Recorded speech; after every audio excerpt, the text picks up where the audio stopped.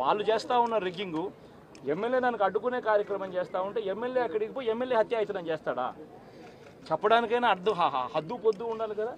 10 రోజుల తర్వాత ఎమ్మెల్యే హత్యాయతనం చేసాడని చెప్పి కేసు పెడతారు 10 రోజుల తర్వాత. ఇప్పుడు నిజంగానే అటువంటి ఇన్సిడెంట్ జరిగిందంటే సిట్టు 17వ తారీఖు నుంచి మే 17వ తారీఖు నుంచి 20వ తారీఖు లోపల మధ్యలో ఇచ్చిన రిపోర్ట్లో ఆ సిట్లో అది చెప్పాలి కదా, ఇది జరిగింది, ఎమ్మెల్యే అనే వ్యక్తి హత్యాయతనం చేసే కార్యక్రమం చేశాడు అని చెప్పి రావాలి కదా. మరి ఎందుకు సిట్ రిపోర్ట్లో రాలేదు? ఈ రకంగా ఒక మనిషిని కేవలం 4 సార్లు ఎమ్మెల్యే తాను 2000 కన్సిస్టెంట్గా 4 సార్లు ఎమ్మెల్యే గెలిచాడు.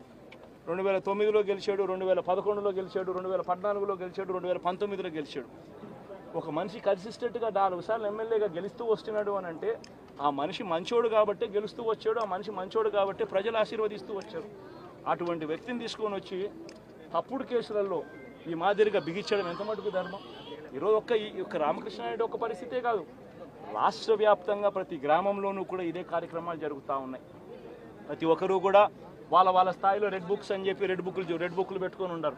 చంద్రబాబు నాయుడు స్థాయిలో చంద్రబాబు నాయుడు ఒక రెడ్ బుక్, లోకేష్ స్థాయిలో లోకేష్ ఒక రెడ్ బుక్, ఎమ్మెల్యే స్థాయిలో ఎమ్మెల్యే ఒక రెడ్ బుక్, మండల స్థాయిలో మండల నాయకుడు ఒక రెడ్ బుక్, గ్రామ స్థాయిలో గ్రామంలో ఇంకో రెడ్ బుక్, గ్రామ స్థాయిలో ఇంకో నాయకుడు గ్రామ స్థాయిలో ఇంకో రెడ్ బుక్లలో పెట్టుకొని ఏం చేస్తూ ఉన్నారు? అతి దారుణంగా అన్యాయంగా ఆస్తులు ధ్వంసం చేస్తూ ఉన్నారు. రాష్ట్రం మొత్తం దాన్ని చూస్తూ ఉంది, కానీ ఎవడు మాట్లాడడం లేదు. దొంగ కేసులు పెడతా ఉన్నారు, పోలీసులు ప్రేక్షక పాత్ర పోషిస్తూ ఉన్నారు. దొంగ కేసులు పెడతా ఉన్నారు, వాళ్ళే కొడతారు, మన ఇటువైపున కేసులు పెడతా ఉన్నారు. రాష్ట్రం మొత్తం ఇది చూస్తూ ఉంది. చీని చెట్లు నరికేస్తూ ఉన్నారు, ఆస్తులు ధ్వంసం చేస్తూ ఉన్నారు, కనిపిస్తూ ఉంది.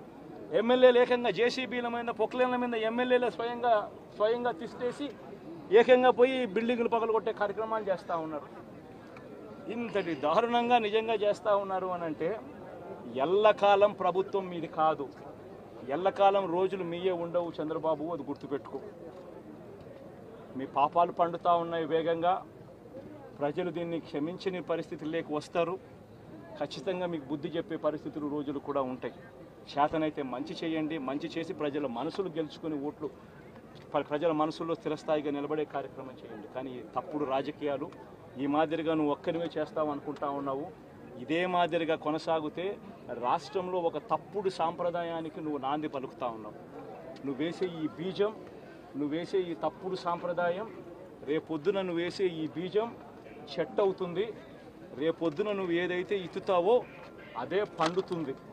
రేపొద్దున మళ్ళీ మీ గ్రామాలలో మీ కార్యకర్తలకు ఇదే పరిస్థితినే ఇదే మాదిరిగానే మళ్ళీ జరిగే కార్యక్రమాలు కూడా జరుగుతాయి. అటువంటి తప్పుడు సాంప్రదాయాలు దయచేసి ఇప్పటికన్నా ఆపండి. నాయకులుగా ఉన్న మనలాంటి